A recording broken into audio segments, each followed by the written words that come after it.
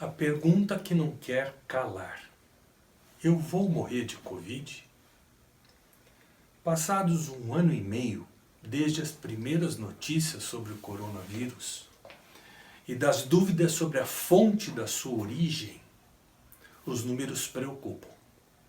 Numa população mundial atual de aproximados 7 bilhões 875 milhões de habitantes, de acordo com o mapa global da pandemia da conceituadíssima Universidade de Medicina Johns Hopkins dos Estados Unidos, no último dia 22 de junho, alguns dias atrás, ultrapassamos as marcas de 179 milhões de pessoas infectadas e 3 milhões 885 mil mortes no mundo.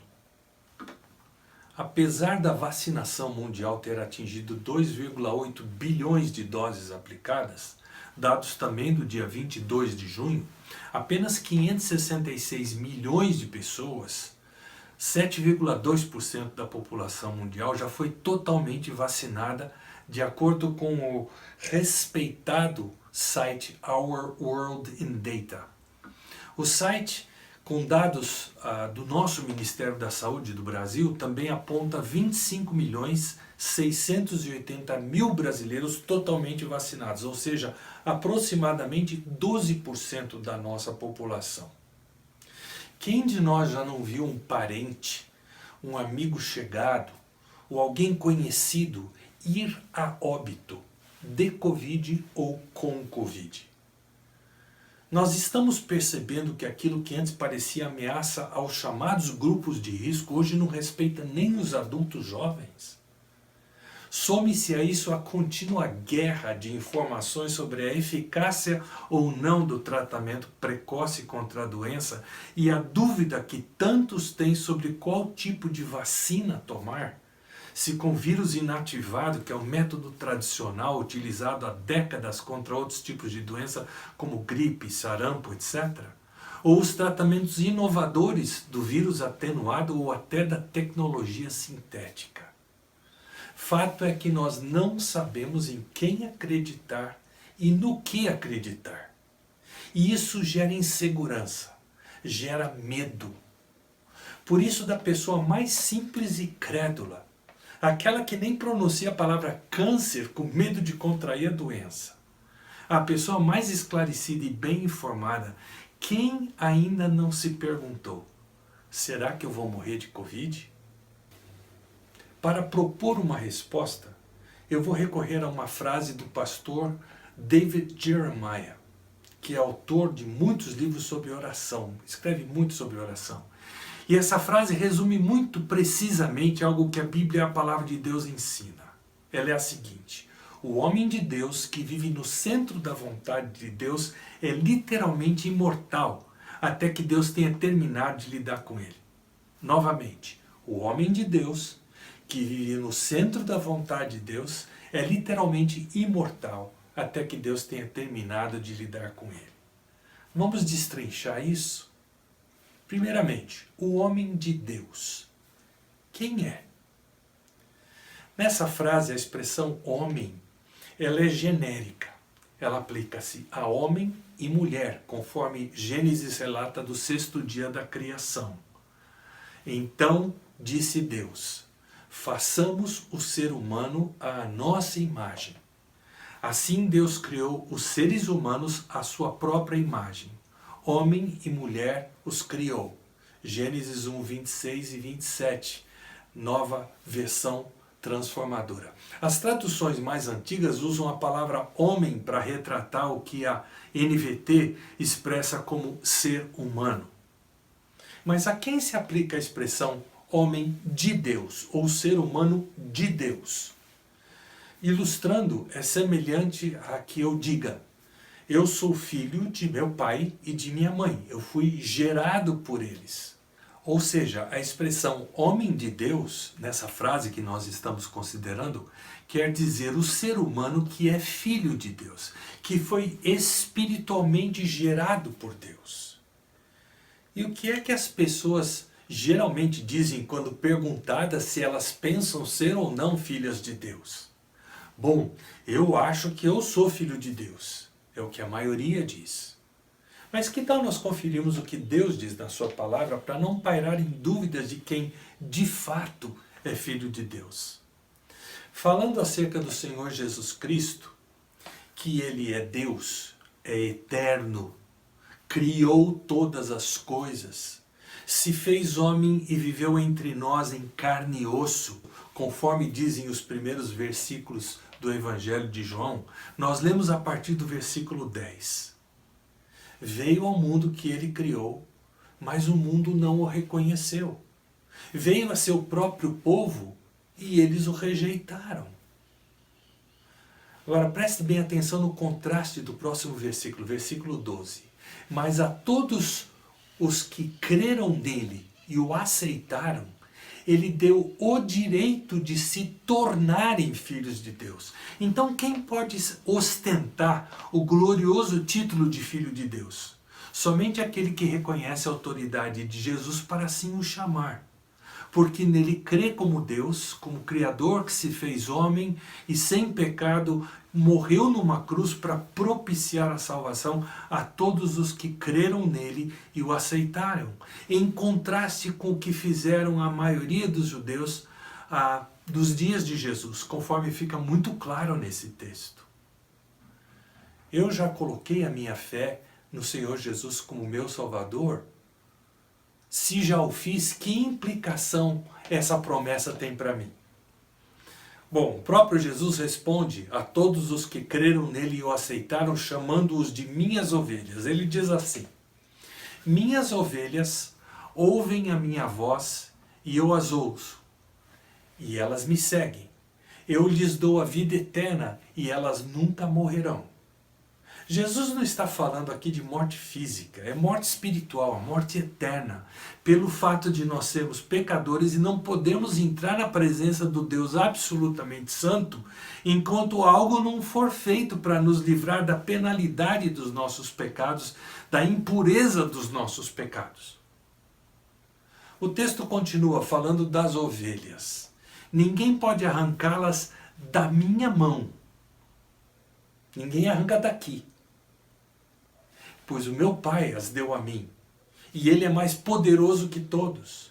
E tem mais, ninguém pode arrancá-las da mão do meu Pai. Então eu pergunto, tá bom assim? Chega? Mas vamos voltar ao texto de João 1 para ficar claro que ser filho de Deus não é uma coisa automática nem natural. Atente para o próximo versículo, o versículo de número 13, que se refere aos que receberam a Cristo, ou receberam de Cristo o direito de se tornarem filhos de Deus, porque creram nele e o aceitaram. O texto diz assim: estes não nasceram segundo a ordem natural, nem como resultado da paixão ou da vontade humana, mas nasceram de Deus. Então esse nascimento na família de Deus é completamente distinto do nascimento natural. Não contém nenhum elemento humano. Não se encaixa na esfera da realização humana. É presente de Deus quando confiamos exclusivamente em Jesus Cristo para sermos salvos.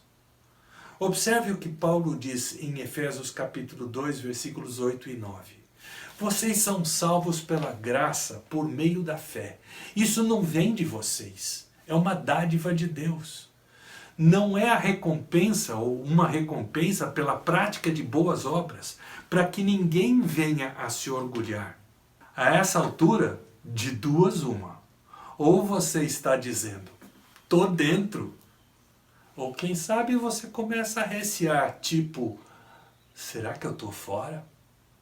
Se você se encontra nessa última categoria, a minha palavra aqui para você daqui em diante é de esperança. Eu quero que você fique comigo enquanto nós destrinchamos o que o restante da frase que nós estamos considerando diz para aqueles que já creem no Senhor Jesus Cristo como único e suficiente Salvador. O homem de Deus, conforme nós já vimos, que vive no centro da vontade de Deus. O que é isso? Significa viver de forma que agrade a Deus. E conforme Deus deixa claro na sua palavra que a nossa vida deve ser. E o próprio Jesus resume isso no Evangelho de Marcos, ao ser perguntado sobre qual seria o mandamento mais importante. Ele responde assim: o mandamento mais importante é esse: ouça, ó Israel, o Senhor nosso Deus é o único Senhor. Ou seja, Ele é o único Deus, não existe outro. Pois bem, o que Jesus diz que nós devemos fazer com o único Deus existente? Ele continua expondo qual é o mandamento. Ame o Senhor, seu Deus, de todo o seu coração, de toda a sua alma, de toda a sua mente, de todas as suas forças. O segundo mandamento é igualmente importante, ele diz. Ame o seu próximo como a si mesmo. Nenhum outro mandamento é maior que esses. Marcos 12, 29 a 31. O trecho paralelo que se encontra em Mateus acrescenta que Jesus complementou dizendo assim: toda a lei e todas as exigências dos profetas se baseiam nesses dois mandamentos, Mateus 22, 40. Ou seja, todo o Antigo Testamento pode ser resumido nesses dois mandamentos. Então, um filho de Deus que ama a Deus acima de tudo e todos, e que ama o próximo tanto quanto ele ama a si mesmo, essa pessoa é alguém que nós podemos dizer vive no centro da vontade de Deus. De forma prática, Deus é quem essa pessoa está preocupada em agradar, independentemente das circunstâncias. Qual é a situação que está em jogo, quem está envolvido na situação, ou até mesmo se a sua vida pessoal é ameaçada por colocar Deus em primeiro lugar. Desde a perda de um emprego por recusar-se a assinar, por exemplo, um balancete falso na empresa em que essa pessoa trabalha, até a perda da própria vida por recusar-se a negar a Cristo como seu Senhor e Salvador, como nós temos visto acontecer com tantos cristãos naqueles países de regimes políticos anti-Deus. Países em que o cristianismo representa ameaça às religiões dominantes inspiradas pelo diabo. E uma pessoa possuidora desse calibre de compromisso com Deus, ela não terá a mínima dificuldade em amar seu próximo como a si mesma. Veja alguns exemplos que a Bíblia nos apresenta de como nós podemos demonstrar amor a Deus e ao próximo. Uma pessoa que age assim motivará seu irmão em Cristo à prática do amor e das boas obras, Hebreus 10, 24. Será hospitaleira, 1 Pedro 4, 9. Servirá aos outros em amor, Gálatas 5, 13. Será bondosa essa pessoa e demonstrará compaixão para com os necessitados, Efésios 4, 32, Tiago 1, 27. Encorajará quem passa por aflições, segundo aos Coríntios 1, 4. Exortará o irmão em amor quando esse se tornar digno de repreensão, Mateus 18, 15 e Gálatas 1, 6. Perdoará as ofensas que recebe, Mateus 18, 21 e 22. Aconselhará os que precisam de conselho, Provérbios capítulo 20, verso 5. Estará pronta a testemunhar de Cristo quando a oportunidade se apresentar, 1 Pedro 3,15. E assim por diante. Há muitas outras possibilidades de mostrar amor a Deus e ao próximo que são expressas na palavra de Deus. Pois bem, o que acontece ao homem de Deus que vive no centro da vontade de Deus, conforme nós já vimos? A frase continua dizendo que ele é imortal. Ele não morre. A morte está se referindo à morte física, ir a óbito. O homem de Deus que vive no centro da vontade de Deus não vai a óbito. Como assim, você me diz? Todo mundo morre? Morrer é o destino de todo mundo que está vivo. Sim, com certeza. Mas a expressão é imortal nessa frase não é empregada para dizer que nunca morre. E sim que, para que ela possa morrer, há uma condição a ser satisfeita. E que condição é essa que precisa ser satisfeita para essa pessoa, de fato, deixar de ser imortal, para ela morrer? Antes de responder a essa pergunta, recorde-se de quem estamos falando. Aquele que já recebeu de Deus o presente de passar a eternidade com Deus, com Ele, quando a vida física chegar ao fim nesse mundo. Aquele que já recebeu o presente da vida eterna. Aquele que já se tornou filho de Deus. É aquele que creu nele, Jesus, e o aceitou. O presente da vida eterna só é concedido a quem abriu mão de tentar chegar ao céu pelos seus próprios méritos. A quem abriu mão de tentar agradar a Deus por seus esforços e em vez disso creu nos méritos de Jesus para ser aceito por Deus. Veja o que diz Paulo em 2 Coríntios 5:21. Pois Deus fez de Cristo, aquele que nunca pecou, a oferta pelo nosso pecado, para que por meio dele fôssemos declarados justos diante de Deus. Gente, a Bíblia é muito clara, ela é explícita.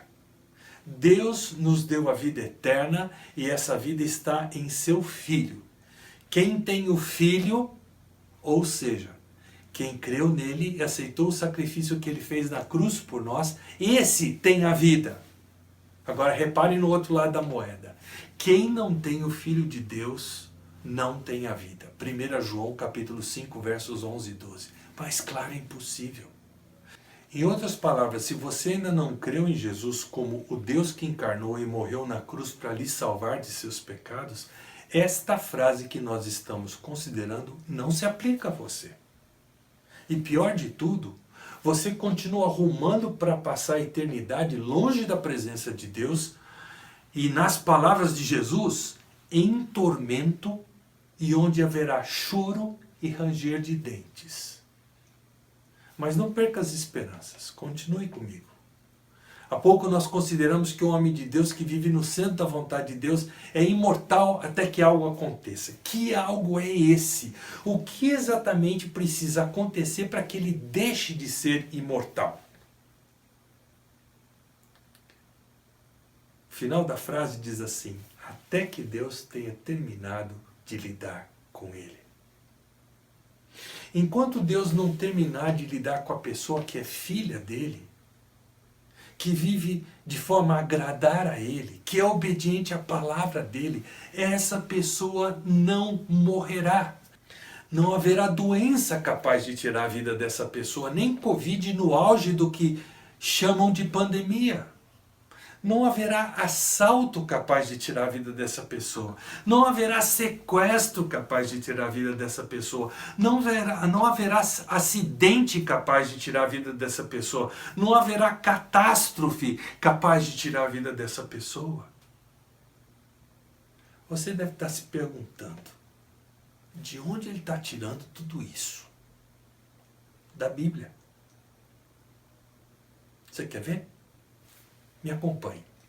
Há pouco nós vimos que o apóstolo Paulo, escrevendo aos cristãos de Éfeso, disse que nós somos salvos pela graça por meio da fé. Ele diz que nós não somos quem produz isso, é uma dádiva de Deus. E ele ainda afirmou que a salvação, a vida eterna, não é uma recompensa pela prática de boas obras para que ninguém venha se orgulhar. Nós lemos isso em Efésios 2, 8 e 9. Agora veja o que diz o próximo versículo, o versículo 10, que é muito interessante, que se nós entendermos direitinho, vai ajudar a gente a compreender melhor essa questão das palavras é imortal, contidas na frase que nós estamos analisando. Veja o que diz o versículo 10. Pois somos obra-prima de Deus, criados em Cristo Jesus, a fim de realizar as boas obras que Ele de antemão planejou para nós. Quando nós colocamos a nossa fé em Cristo Jesus, nós não nos tornamos meramente filhos de Deus e está acabado. O apóstolo Paulo diz que Deus apenas começou a produção em nós de uma obra-prima, ou seja, a mais linda obra de um artista, de um escritor. É como se sua vida e a minha vida passassem a ser um poema que Deus está escrevendo. Como? Bom, o texto diz, criados em Cristo Jesus. O que Deus faz em você e em mim, a partir do momento em que confiamos no sacrifício que Cristo fez na cruz para nos salvar, é trabalhar para que venhamos de fato ser uma obra-prima. Quando Deus nos atrai a Cristo Jesus, conforme Jesus deixou claro que acontece quando ele declarou: ninguém pode vir a mim se o Pai que me enviou não o trouxer a mim, João 6,44. Quando Deus nos atrai a Cristo Jesus, é para que nos tornemos uma obra-prima capaz de realizar as boas obras que Deus de antemão planejou para nós. Deus não tenciona que realizemos boas obras para que mereçamos o céu. Se fosse assim, Jesus teria morrido em vão. Como um exímio artista, o mais exímio de todos, Deus começa a compor em nós um poema, a obra-prima, a partir do momento em que nós cremos em Jesus e recebemos dele o presente da vida eterna. Preste atenção no que Paulo diz alguns versículos antes, a partir de Efésios 2:4. Mas Deus é tão rico em misericórdia e nos amou tanto que, embora estivéssemos mortos por causa dos nossos pecados, Ele nos deu vida juntamente com Cristo. É pela graça que vocês são salvos. Pois Ele nos ressuscitou com Cristo e nos fez sentar com Ele nos domínios celestiais. Porque agora estamos em Cristo. Essa eloquente descrição do apóstolo Paulo mostra que nós estávamos mortos por causa dos nossos pecados. Nós estamos destinados ao inferno. Mas Deus nos atraiu a Cristo. Fez com que entendêssemos a necessidade da morte de Cristo, no sacrifício feito por Ele na cruz, nós colocássemos a nossa confiança para que recebêssemos de Cristo a salvação pela graça. Para que recebêssemos, de Cristo a vida eterna. Porque Jesus não permaneceu morto no seu túmulo. Ele ressuscitou e Ele subiu aos céus, onde Ele está sentado à direita de Deus.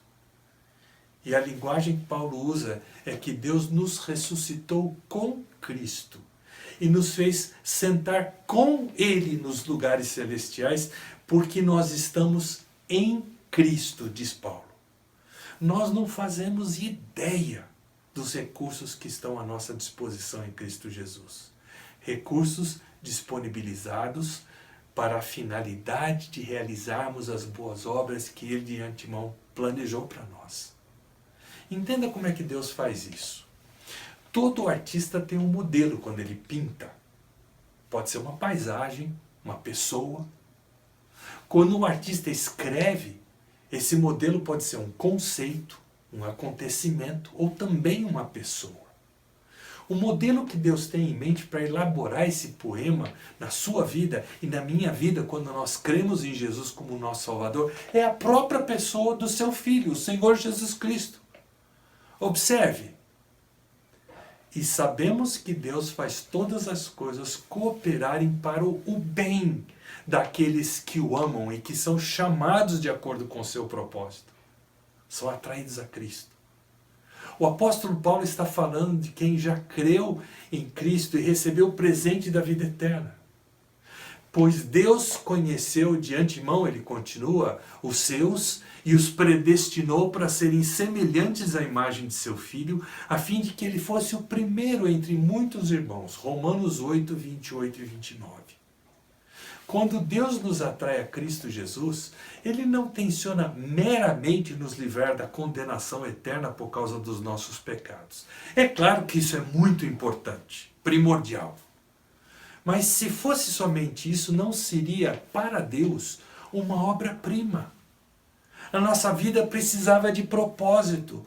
Por isso Ele nos, olha bem as palavras, nos predestinou para nos tornarmos semelhantes à imagem do seu Filho, a fim de que Ele fosse o primeiro entre muitos irmãos.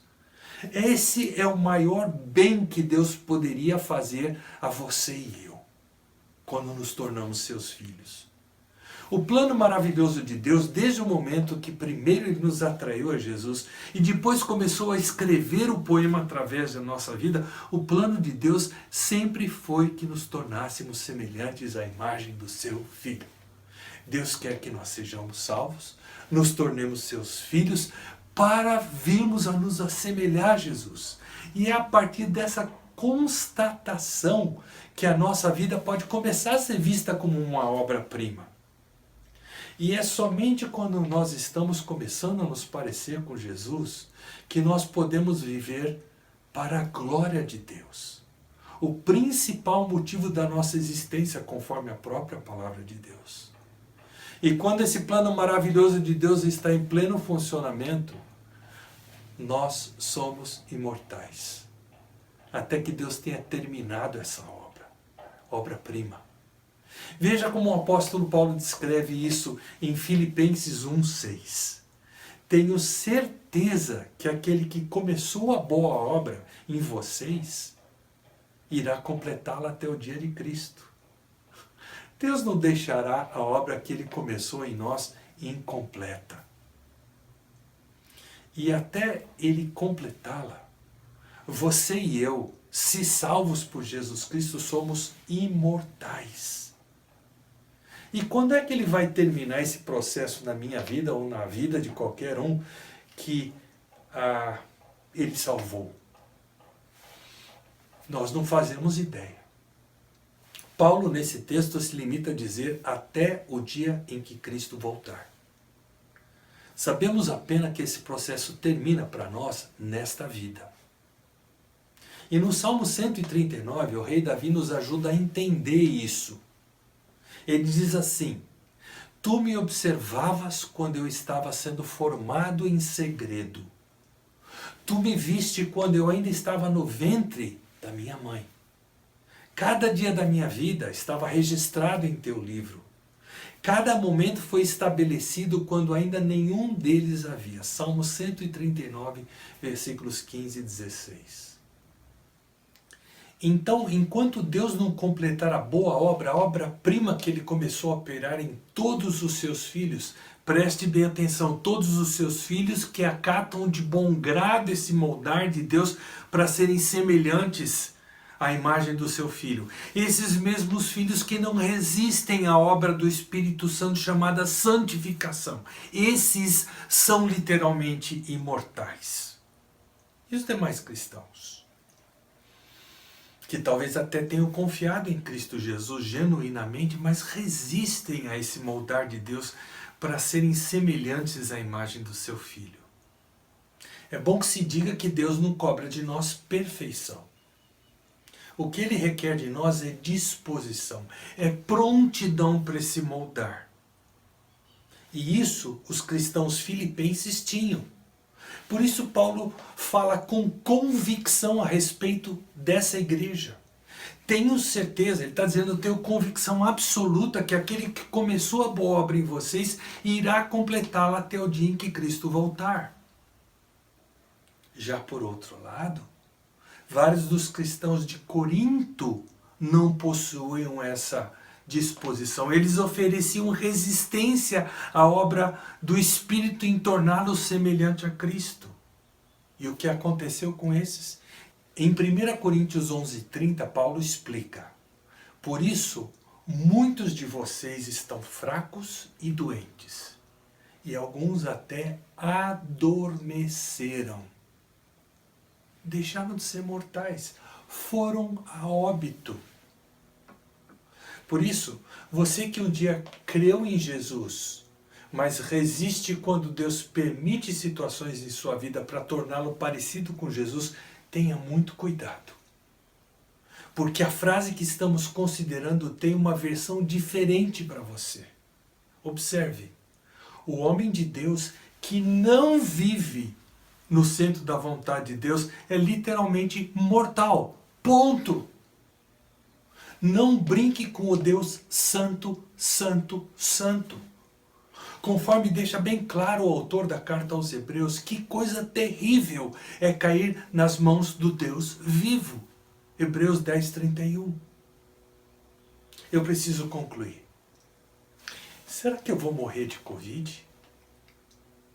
Se a minha vida é como a dos filipenses, disposta ao moldar de Deus, Ele pode usar a chamada pandemia para mostrar que a boa obra dele em mim está concluída? É claro que Ele pode.